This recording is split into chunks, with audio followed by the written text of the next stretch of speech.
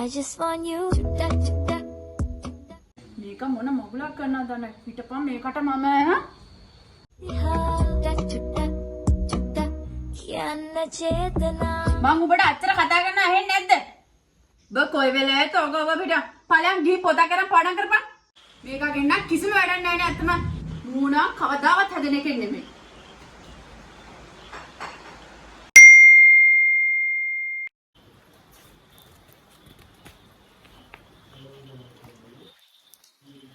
I just want you.